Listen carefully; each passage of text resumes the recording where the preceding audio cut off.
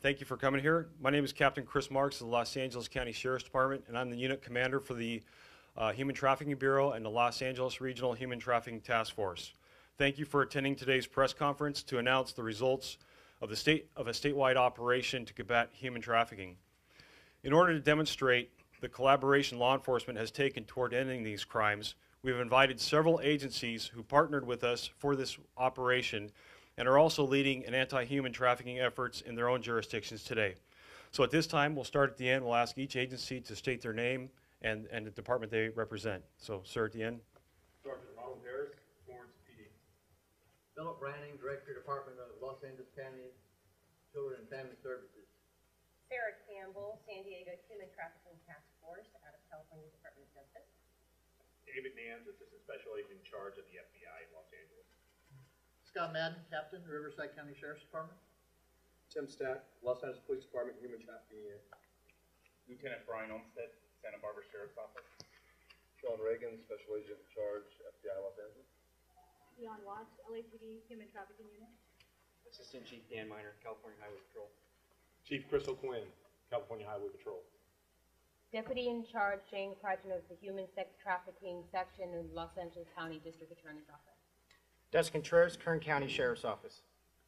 Karen Thacker, Department of Corrections and Rehabilitation, Division of Adult Parole Operations. Joe Macias, Special Agent in charge for Homeland Security Investigations, Los Angeles. Captain Stephen Oppler from the District Attorney's Office, Bureau of Investigation. Terry McDonald, Probation Chief, Los Angeles County Probation.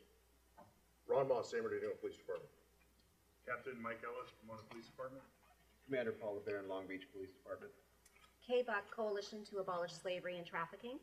Cynthia Lee, Captain, Los Angeles Police Department. Thank you. It's now my honor to introduce the Sheriff of Los Angeles County, Sheriff Jim McDonnell. Thank you, Chris. Thank you, Chris, and thank you to all of our partners who've come a long distance this morning to be able to be here with us. Operation Reclaim Rebuild is a broad, statewide operation focused on reclaiming the victim and helping them to rebuild their lives. The operation involved more than 30 federal, state, and local agencies and task forces from across the state of California. It was conducted as a coordinated assault on one of the most heinous crimes of modern times, the exploitation for profit of another human being. With me are representatives from more than a dozen, 15 to be exact, federal, state, and local law enforcement agencies, as well as both public and private service providers who all share in the mission to combat sex trafficking in all of its forms. These are the men and women to thank for the rescuing of 27 adult and 28 juvenile females and arresting 36 suspected traffickers and 142 so-called Johns, predators. In total, there were 474 criminal arrests made statewide in this operation. I'll give you the stories from throughout the state detailing the rescues and enforcement efforts are numerous. I'd like to share just a few to highlight the incredible work accomplished by the dedicated men and women who fight trafficking every single day. During the operation, a detective posing as a sex worker on a Compton street was approached by a suspect who identified himself as a pimp. The hostile suspect threatened to rob the woman. He pointed to another female in his car who worked for him. Detectives then arrested him. And that young girl in the car, she was a minor and had been earlier reported as a missing person. Our suspect had been trafficking her for sex. She is now getting help with our victim-centered service providers. A second case, our enforcement efforts were not confined to city streets. The operation targeted the traffickers who use the internet to exploit their victims. In Long Beach, detectives recovered 3 minors after the detectives noted that their sex ads were on the internet. The detectives posing as Johns answered the ads and requested they meet at a local hotel. Upon arriving, the detectives confirmed that the girls were juvenile victims of sex trafficking. The responsible traffickers are currently being investigated further. A third case, an undercover deputy posing as a 15-year-old female on social media was contacted by a suspect who recruited her to work for him in the commercial sex trade. After arranging a meeting, the pimp told her he was in San Bernardino and headed to Los Angeles County. He demanded that our detective, who was posing as a teenage girl, have $1,000 ready for him by the time he arrived, Presumably, she was supposed to earn the money by sex trafficking herself. Upon arriving at the meeting, the suspect was arrested by task force detectives. The breadth and scope of Reclaim and Rebuild was specifically timed for January, which is Human Trafficking Awareness Month. It was designed to send a strong message to the traffickers: don't do business in Los Angeles County or the state of California, because we will find you and prosecute you to the fullest extent of the law. To the Johns, sex with a minor is nothing short of child molestation, and we aim to treat it as such. And most importantly, to the victims, you are worthy of more, and we will work tirelessly with our partners, such as the Coalition Against Slavery and Trafficking, or CAST, and Saving Innocence, to provide you services and to help you rebuild your life. The mission of the LA County Sheriff's Department Human Trafficking Bureau and the LA Regional Human Trafficking Task Force is to, 1, rescue the victim and provide victim-centered wraparound services and support, to aggressively investigate the heinous crimes committed and arrest and prosecute the perpetrators to the fullest extent of the law. And our goal is to impact the demand and create awareness that sex with a minor makes that John a child molester. The Los Angeles Regional Human Trafficking Task Force is like no other. It combines one mission under one roof: the investigative strategies of Homeland Security, the FBI, dozens of policing agencies across Los Angeles County, and the leadership and expertise of the nation's largest sheriff's department.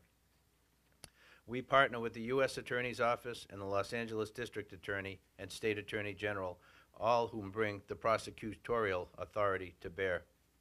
I'd now like to introduce to you the District Attorney of Los Angeles County, Jackie Lacey. Jackie.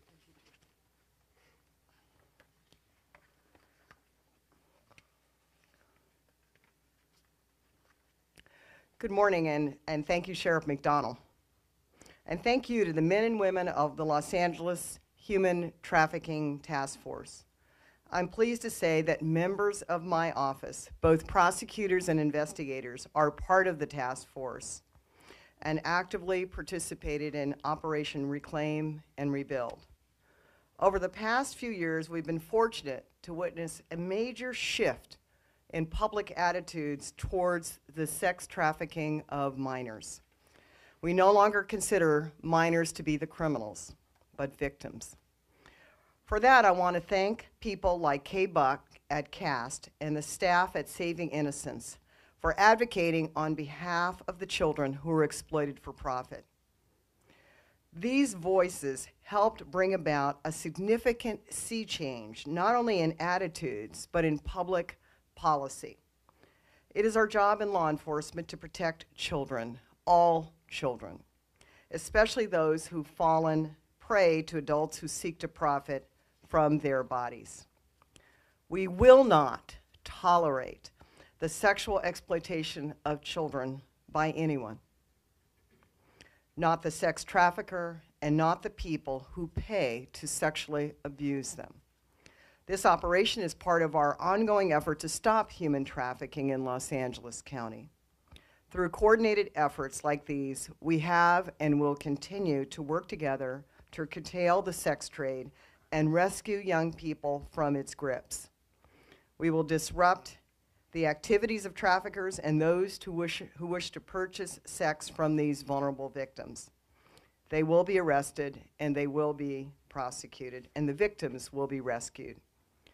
My office remains firmly committed to helping underage victims of sex trafficking break away from their captors.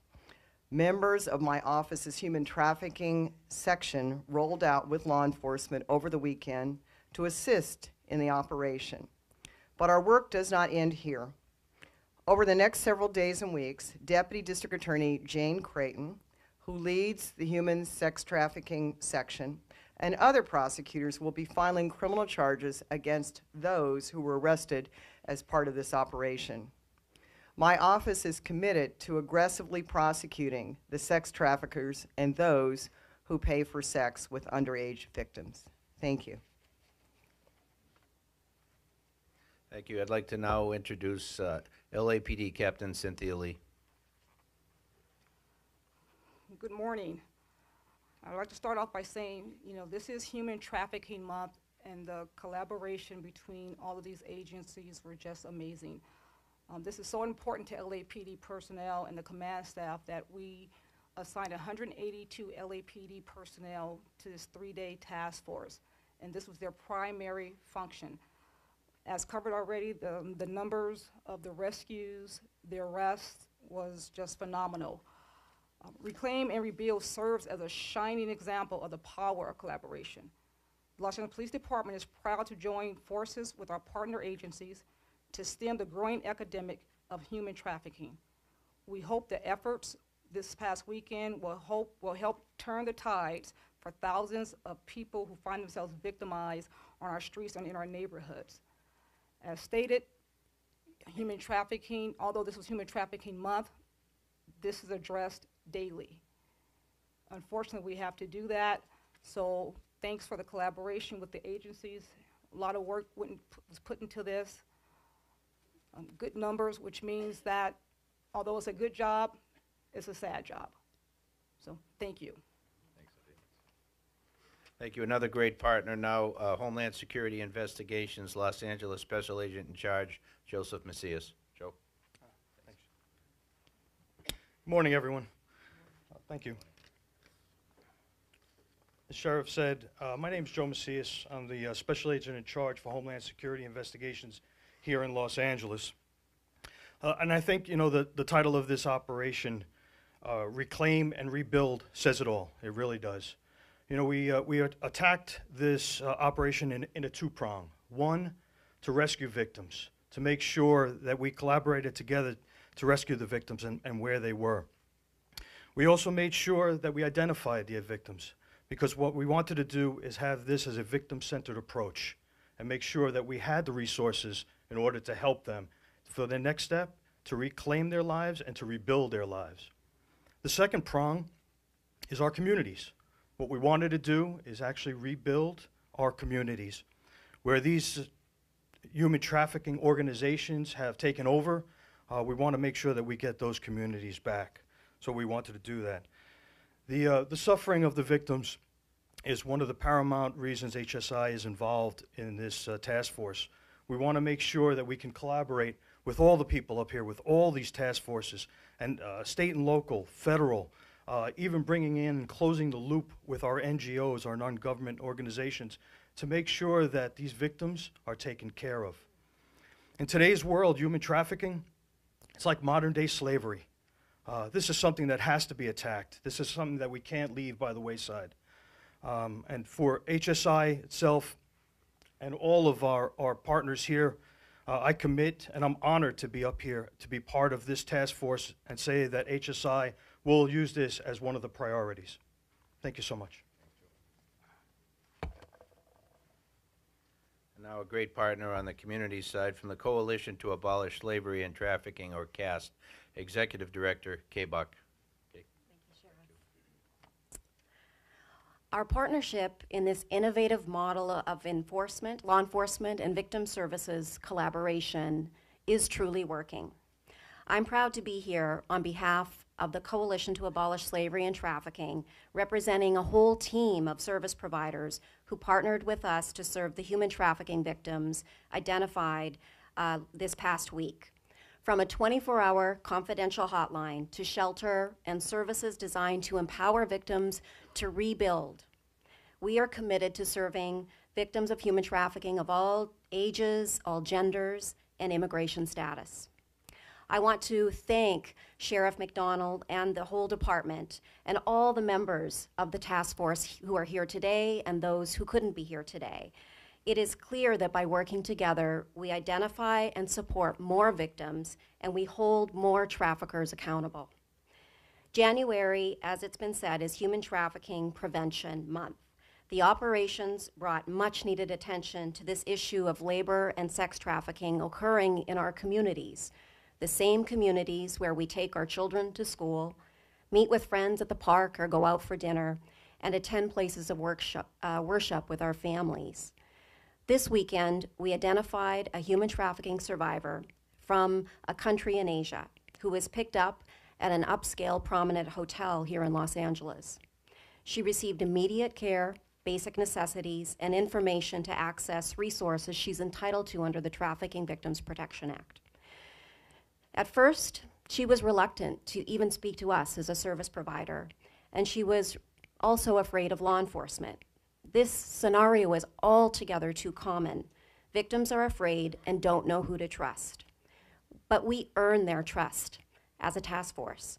We do this in many ways by offering language line assistance to communicate in their native language, providing safety and transportation, and basic items like clothing, food, and shelter. By seeing law enforcement and community service providers working together with trust, it shows survivors we're working together on their behalf. It does take time, but it's what the task force is doing.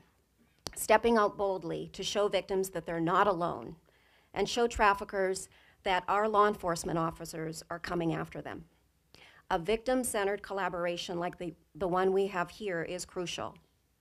On Saturday, our emergency response team worked with a young woman who was trafficked from the Central Valley to Pomona.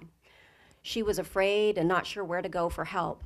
And if you recall, Saturday was very cold that night, and she was provided an emergency bag made for us by another close partner, Purpose Church in Pomona. Filled with warm clothing and toiletries, she was relieved to be able to change into just a warm pair of clothes. To many, it may have seemed like just a new pair of sweatpants, but for her, it was a cloak of reclaimed dignity. When she was immediately provided legal and social services, the only thing that she could say was how grateful she was to be able to talk to someone who wanted her to get home. Again, we earned her trust as a task force. It takes a broad coalition like the task force to provide this. Working together is truly the only way to comprehensively and effectively address this crime. By bringing our respective resources and skills together as a task force, this generation of victims will be our last. Thank you. Thank you, Kay. So at this time, we'd be glad to answer any questions from any member of the attending law enforcement agencies. Yes, ma'am.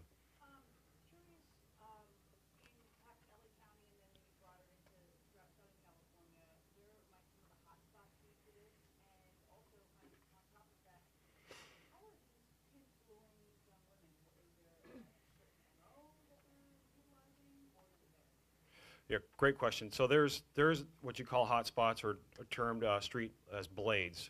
So there's certain areas in certain communities where there's where it's known where Johns can visit and they'll find sex workers standing on the street. So we did operations this week for the Sheriff's Department, our task force, in Pomona, South El Monte, and the city of Compton, in areas that we know that are frequented by this type of operations. But these exist in all other areas. And Kay mentioned how cold it was this weekend.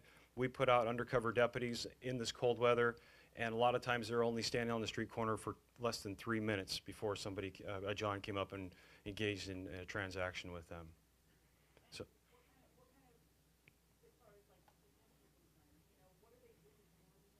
Right.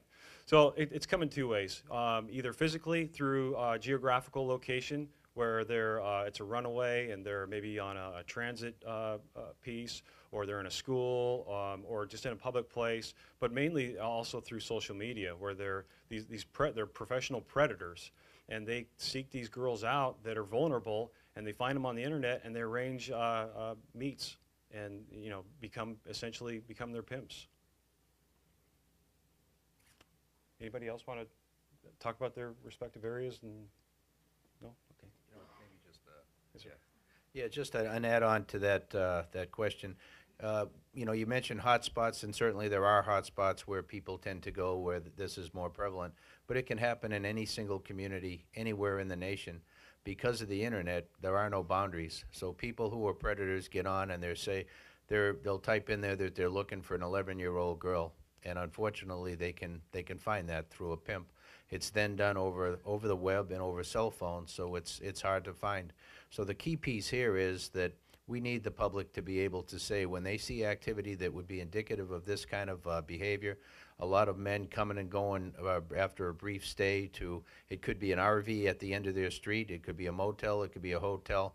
Look for things like that. Give us a call. We want to come out and check that out. If it's a false alarm, that's great. If it's something, you may save a kid's life.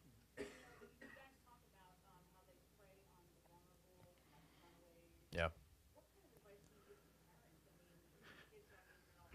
Yeah, you know what? Yeah, we look at about 70% of the kids who are trafficked come from foster care.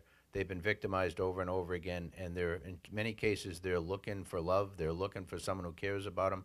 The pimp says that they're going to give them this and leads them down the path to destruction. But any family, any kid anywhere with the internet can get involved in a situation where they think they're meeting somebody who cares about them on the web. That then that person, the predator, the pimp, arranges to meet them discreetly, and then from there could drug them and then drag them into a life of this kind of behavior, of enslaving them essentially, and then the search is on when the parents report them missing to be able to try and find and rescue them. This is an ongoing issue for us.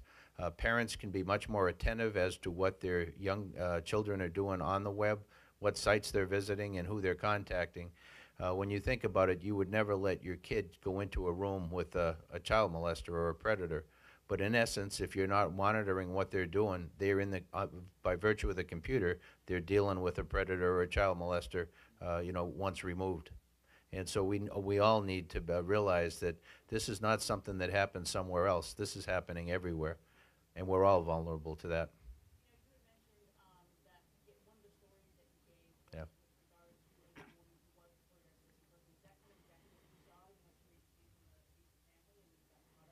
Yeah, that's fairly routine. I mean, while we say 70% of the kids are the most vulnerable from foster care and other backgrounds like that, we have a lot of people from, all sorts of neighborhoods, a diverse background, more affluent kids who don't have as much, but kids who are looking for something, looking for excitement, looking for a relationship, and unfortunately their parents aren't aware of what they're doing at all, and they'll arrange for a meet.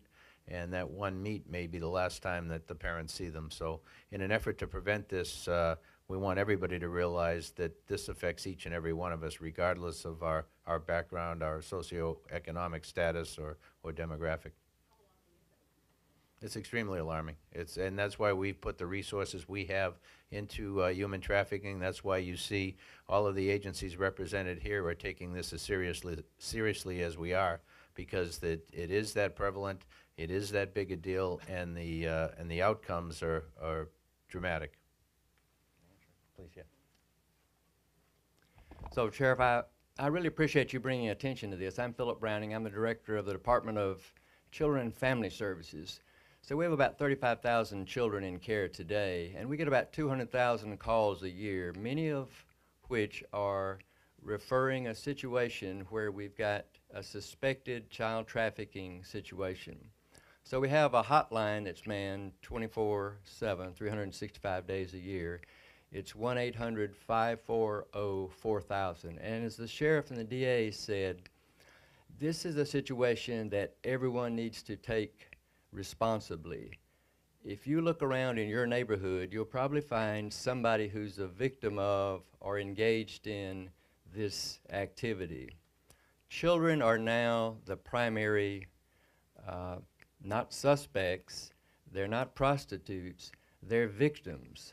And we have to make that known, and we need to reach out and provide services to these individuals. Many of these come from communities, as the sheriff said, that poverty exists. And there are also a number of those individuals who are coming from more affluent situations. And so this is not unique to any one specific area, but we have specially trained staff who, along with other service providers, really try to protect these children.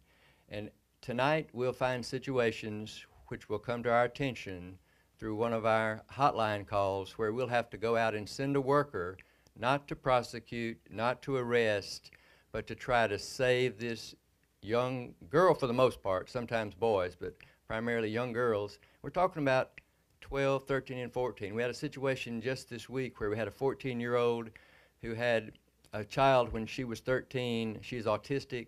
She's been taken advantage of in a manner that you can't imagine. So I would just call on all of you to help us call that hotline, call the people behind us. Let's try to stop this. Thank you. I want to thank you all for attending today. Most of all, I want to thank all the agencies, some who drove very long distances to be here. Thank you for supporting us.